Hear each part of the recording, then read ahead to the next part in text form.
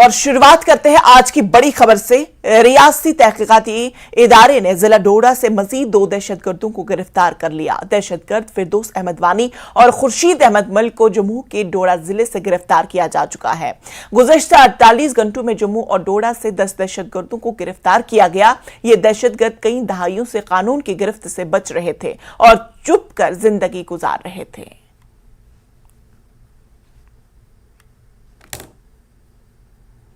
Doda police نے UAPA act کے تحت پاکستان سے کام کرنے والے ڈوڈا کے LET-HM کمانڈر سمیت 8 اعلیٰ درجے کے دہشت گردوں پر چارج شیٹ داخل کیا۔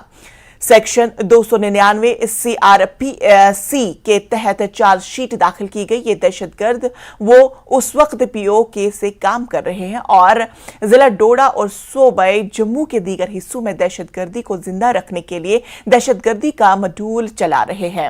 پولیس اسٹیشن ٹھاٹری میں لشکر طیبہ کے اعلیٰ درجے کے دہشت گرد محمد امین، HM دہشت گرد ذاکر حسین، لشکر طیبہ کے دہشت گرد عبدالحید علی درجے کے دہشت گرد محمد حسین خطیب، HM دہشت گرد عطا محمد، محمد شفیع، ماجد حسین، ابو جہاد پر چارج شیٹ داخل کی گئی ہے۔ ان دہشت گردوں کے خلاف ضلع ڈوڈا میں دہشت گردی کا مڈول چلانے کے لیے مقدمات درج کیے گئے تھے۔ ان دہشت گردوں کے خلاف کافی ثبوت جمع کرنے کے بعد بالآخر ان کے خلاف fast track NIA court doda میں عدالتی فیصلے کے لیے چارج شیٹ داخل کی گئی ہے۔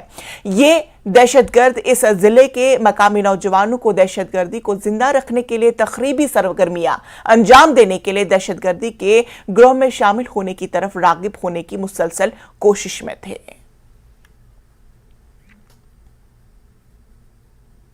دفعہ 370 معاملے پر سماعت انتہائی اہم مرحلے پر پہنچ گئی ہے۔